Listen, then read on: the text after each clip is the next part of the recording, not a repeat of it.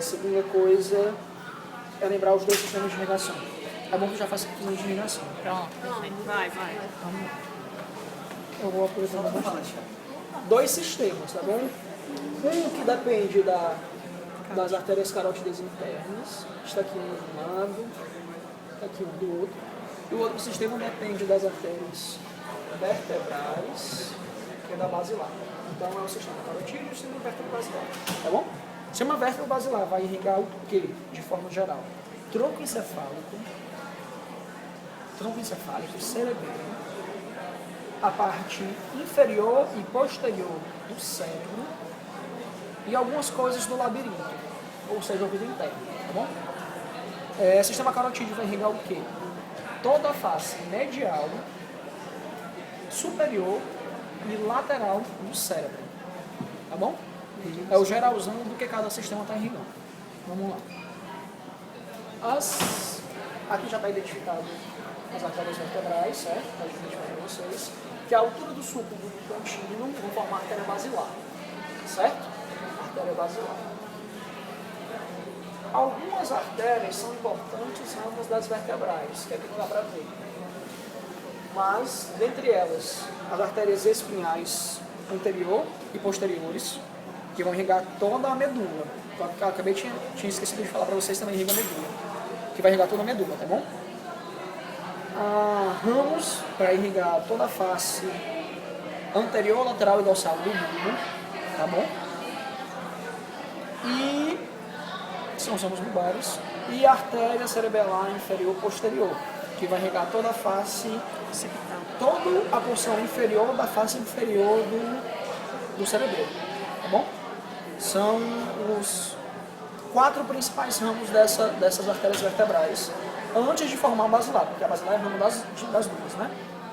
Então, esses 4 ramos, espinhal anterior, espinhais posteriores, os ramos bulbares e a artéria cerebelar inferior posterior, são os ramos importantes das artérias vertebrais, tá bom? E aí, como eu falei para vocês, a altura do sulco contínuo, elas vão formar a artéria basilar, que aqui é o número 4, tá bom? Artéria basilar. A artéria basilar vai correr pelo sulco basilar na ponte e vai emitir alguns ramos importantes, dentre os quais que dá para ver aqui. Ele talvez não marque, mas já como está aqui, vamos prevenir, né? Tem esse ramo aqui, ó, aqui, e esse aqui, ó, certo? Aqui também estão eles, aqui ele está meio apagado. Uma sombrinha, né? Aqui, isso, e aqui, certo? Esses ramos são as artérias cerebelares inferiores anteriores. Vão irrigar toda a porção anterior da face inferior do cerebelo. Como está aí, é muito difícil ele cobrar, mas está aí, não dá mole para o azar não. Se ele marcar, vocês já vão saber que a artéria cerebelar inferior anterior, tá bom? Elas não estão aparecendo aí. Não, elas estão aqui, ó. Aqui tá bem fininho. Porque está muito fraquinho, mas elas são lançadas aqui, tá bom?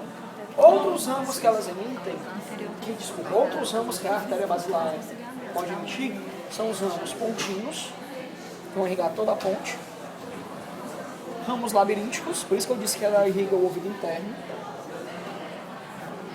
alguns ramos com mesencéfalo e outros 2 mais importantes, e esses 2 sim são bem importantes.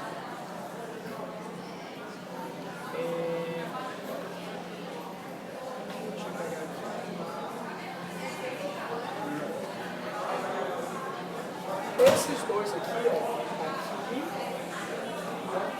e esse direito está muito apagado, mas o esquerdo dá para ver bem. Aqui são as artérias cerebelares superiores, toda a face superior do cerebelo, tá bom? E aí, quando a basilar termina, fica mais ou menos ali na altura dos pedúnculos cerebrais do mesencéfalo, ela se bifurca, tá bom? E quando ela se bifurca, ela forma 2 artérias principais. Então, vem aqui, ó, de outro. Porque aqui são várias formas de ouvir a mesma coisa. Uma visão mais superior, outra uma visão oblíqua, outra uma visão na face posterior. E aqui, pessoal, eu estou vendo bem as duas, tá vendo? Tem a basilar e ela aqui se divide totalmente. Aqui é cerebral. Aqui ela está...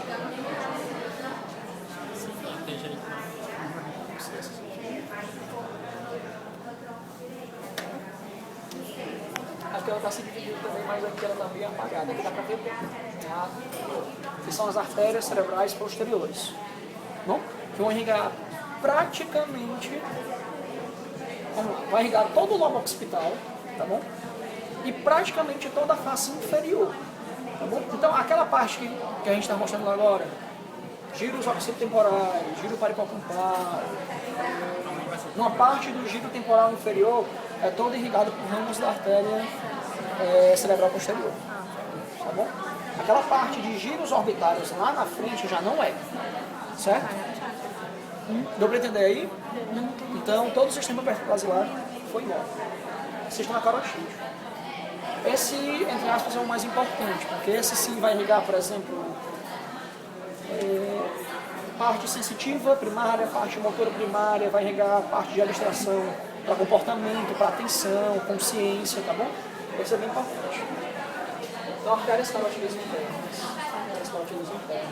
Tá bom? Elas, quando emergem no crânio pelo fôrum carotídeo,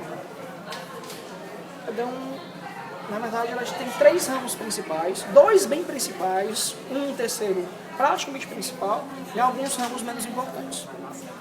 Os 2 mais importantes, artérias cerebrais anteriores, de um lado do outro, tá bom? Que se comunicam pelo ramo comunicante anterior, tá bom? Essas 2 artérias são muito importantes, vão irrigar toda a face medial e superior do cérebro, tá bom? Outro ramo importante que ela emite, que fica aí meio na dúvida, porque na verdade ela não emite, é como se fosse uma continuação dela, são esses aqui, ó. Esse e esse, que são as artérias cerebrais médias, tá bom? Que vão irrigar toda a face lateral. Tudo que é lateral, desde a parte posterior para a parte anterior, vai ser a artéria cerebral média. Só que tem um ponto importante, aqui na radiologia eles vão chamar de artérias e ramos silvianos e o sulco lateral vão chamar de sulco silviano.